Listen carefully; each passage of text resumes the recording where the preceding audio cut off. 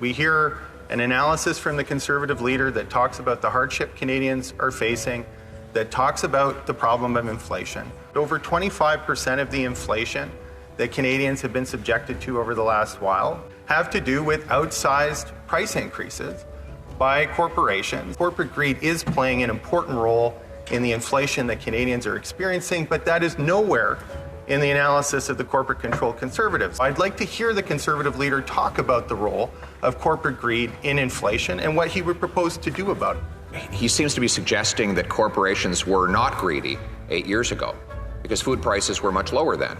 But that suddenly now, maybe it's something in the water, that the level of greed in the country has grown dramatically over the last 8 years, and that this is the sudden cause of food price increases. Well, reality is that big corporations always do well in an inflationary environment, and it's very simple. Why? If you have stuff, then you get richer when stuff goes up in price. If you need stuff, you get poorer when stuff goes up in price. That's why inflation is always a tax on the poorest people to the benefit of a tiny minority on top. It's not just those who sell stuff, but it's those who own assets that get better off.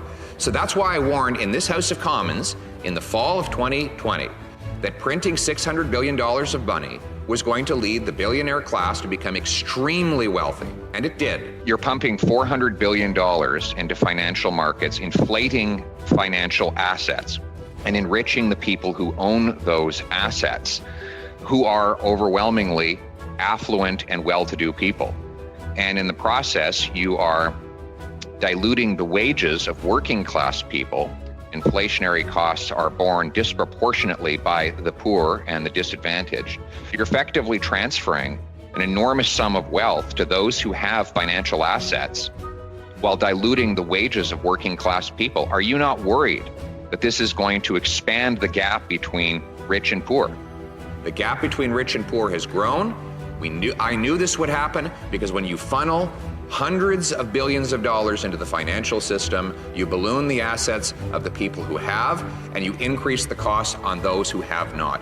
Inflation is the most immoral tax. It takes from the have-nots to give to the have-yachts. Conservatives will not only get rid of the carbon tax on food, we will get rid of the inflation tax on everybody.